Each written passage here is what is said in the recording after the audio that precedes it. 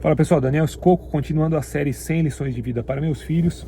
Lição de hoje, lição número 80, as 5 regras para investimentos. Essa lição continua a lição passada. A lição passada foi sobre o poder dos juros compostos. Então, na verdade, essa é a lição 1, né? E agora eu vou passar mais 4 para compor essas 5 regras.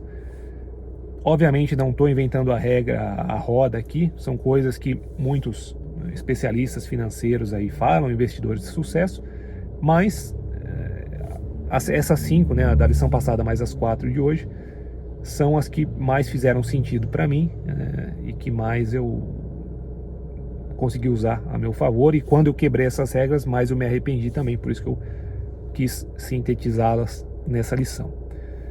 Então, regra 1 dos juros compostos. Regra 2, diversificação. Importantíssimo você, como diz o ditado, não colocar todos os ovos numa cesta só, porque se essa cesta cair, vamos quebrar todos os ovos. Mesma coisa para investimentos. Nunca tenha só um tipo de ativo, tenha vários ativos, até porque os ciclos econômicos, né, favorecem alguns ativos e desfavorecem outros ativos. Exemplo, em tempos de recessão, o ouro tende a se valorizar, e vice-versa, né? Em tempos de crescimento econômico, o ouro pode ficar estável ou perder valor, enquanto as ações se valorizam. Então, você tendo um portfólio diversificado, independente do ciclo econômico, né, você vai ter um mínimo ali de equilíbrio e não vai ser pego com as calças curtas. E importante, na minha opinião, diversificar não só em questão de ativos, tipos de ativos, né? Não só renda fixa, não só renda variável, um pouco de tudo, mas também dentro desses ativos ter uma diversificação. Então, vamos supor, um dos ativos que você vai decidir investir são ações, renda variável, bolsa de valores. Ao invés de comprar uma ação só, por mais que você possa gostar, vou comprar tudo Apple. Não, compre, né, um leque grande de ações, justamente para estar diversificado também. Quero investir em imóveis, compre imóveis em regiões diferentes, talvez um pouco em imóveis físicos, um pouco em fundos imobiliários, e por aí vai. Diversifique também em relação a diferentes países. Então, não compre só ações no Brasil ou só imóveis no Brasil. Se possível, compre também em outros países. Quanto maior a diversificação, melhor. Essa é a regra 2. Regra número 3, compre e esqueça. Primeiro ponto, obviamente você só vai comprar, só recomendo comprar ativos que você acredita que sejam sólidos no longo prazo. Ficar especulando e apostando não acho interessante. E se você seguir essa regra e, portanto, só comprar ativos que você acredita na solidez deles no longo prazo, não tem por que ficar acompanhando o preço todo momento ou querendo vender, querendo fazer muita day trading, muita negociação. Isso acaba não sendo lucrativo e muitas vezes você acaba perdendo oportunidades enormes de valorização desses ativos. Porque às vezes uma curta valorização, uma pequena valorização já vai brilhar um pouco o seu olho, você vai querer vender e às vezes o grosso da valorização ainda estava por vir. Isso acontece muito com ações, às vezes a pessoa compra a ação num valor X, aí valoriza um pouquinho, ela já vende, porque teve um lucro legal, falou, pô, que legal, valorizou 30%, 40%, 50%, mas ao longo de 10 anos pode ser que fosse ter mais 1.000, 2.000% de valorização, e aí a pessoa já vendeu, já saiu. Tem várias histórias relacionadas a isso com o Bitcoin também. Muitas pessoas que identificaram e compraram lá atrás, às vezes quando o Bitcoin valia $100, aí a pessoa depois, em questão de alguns meses, dobrou para 200, né? E aí a pessoa foi lá e vendeu. Opa, já dobrou, né? Tô no lucro, vou vender. E aí depois de um ano tava 1.000, 2.000, né? A pessoa se arrepende. Depois de 10 anos, né? Tá 70 mil hoje, quando eu tô gravando esse vídeo aqui, Bitcoin tá cerca de $72.000. Então, se são ativos sólidos que você acredita, acho que o ideal é comprar e esquecer, nem ficar olhando o preço para não ficar tentado a vender ou fazer alguma operação aí de curto prazo. E é justamente, até relacionado ao que a gente falou da primeira regra dos juros compostos, em parte isso é válido também para outros ativos financeiros, como ações, né? Muitas vezes a valorização de uma empresa acaba sendo ao longo de 10, 20 anos. Então, se você tiver a disciplina de segurar essa ação por esse período inteiro, aí que você vai ter o grosso do ganho e da valorização. Essa foi a terceira regra. Regra número 4, se possível, nunca venda e só compre. Então, muitas vezes, quando eu vendi coisa no passado, imóveis ou outros ativos, depois eu me arrependi. E já vi muitas pessoas falando isso também. Meus pais sempre tentaram me passar essa regra.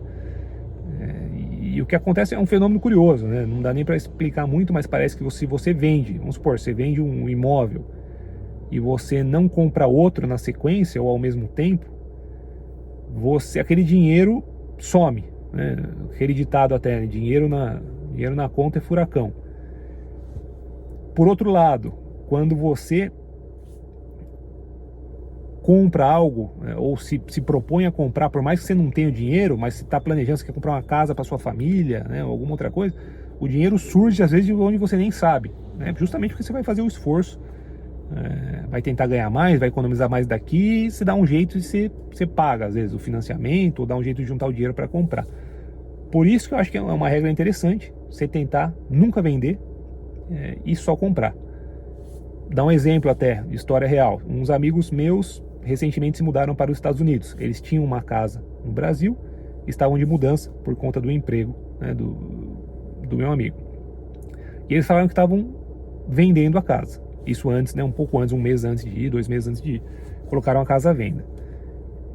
E o que eu falei para eles foi: pessoal, por que vender? Por que não alugar essa casa e comprar outra lá? E eles falaram: mas se vender, né, vai ficar mais fácil para comprar lá e fica uma dor de cabeça a menos. Eu falei: entendo, mas tenho certeza que mesmo alugando ela, vocês vão conseguir comprar uma outra casa lá. Vai precisar de um pouco mais de esforço, talvez demorar um pouquinho mais, mas vocês vão conseguir. E com isso vocês vão aumentando o patrimônio, né? Fica com uma casa aqui, uma fonte de renda passiva, que é o aluguel, e vão se esforçar para ter uma segunda, né? E eles pensaram e chegaram à mesma conclusão e acabaram alugando a casa aqui. Eu acho que foi uma decisão certa. Então, muitas vezes na vida a gente tem esse dilema, e se possível, às vezes não é sempre possível, por isso que eu falo, ok, se não der, se a situação exigir ter que vender, ok, mas se for possível, mantenha e se esforce de algum jeito para comprar outra coisa sem precisar vender a primeira. Isso se aplica a imóveis, se aplica também a outros tipos de investimentos. Por fim, última regra, regra número 5, não tente ser o espertão. Às vezes a gente superestima a nossa capacidade, se acha muito inteligente, aí às vezes você fica tentando querer acertar timing de mercado.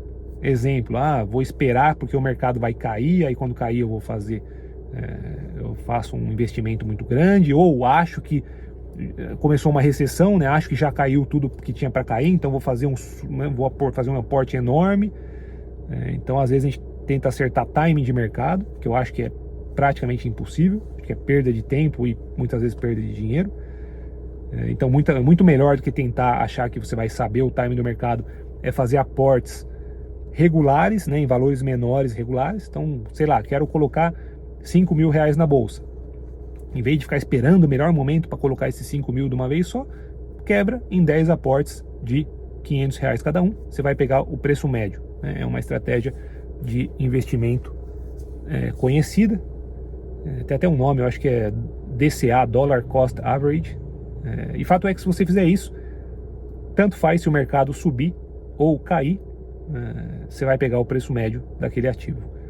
Outro jeito, outro lugar, outra dinâmica onde o pessoal às vezes tenta ser o espertão, né, e saber mais que os outros, é em ações, por exemplo. Ao invés de você comprar o índice da bolsa inteira ou comprar várias ações, você faz o que o pessoal em inglês é o stock picking, né? Eu vou escolher algumas ações porque eu acho que eu sei identificar quais são as que vão se valorizar.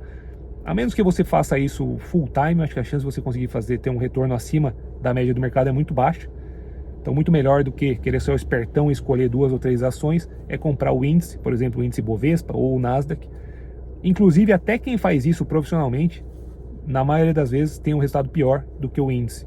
Teve uma pesquisa nos Estados Unidos que, se não me engano, só 10% dos gestores profissionais, né, de fundos conseguem escolher ações e ganhar do índice, ou seja, ganhar do índice Nasdaq ou do Dow Jones no longo prazo. Então 90% profissionais que fazem isso o dia inteiro não conseguem bater o índice. Tem até um livro muito bom, essencial até eu acho, para quem quiser entender mais sobre isso, que se chama O Investidor Inteligente, de John Bogle é o cara que fundou um fundo Vanguard nos Estados Unidos, né, e ele defende basicamente isso, não tem que ficar escolhendo ações, simplesmente compra o índice, tem a sua profissão, ganhe dinheiro lá e não perca muito tempo na parte aí dos investimentos. Compre o índice e acabou, não tem de ser o espertão.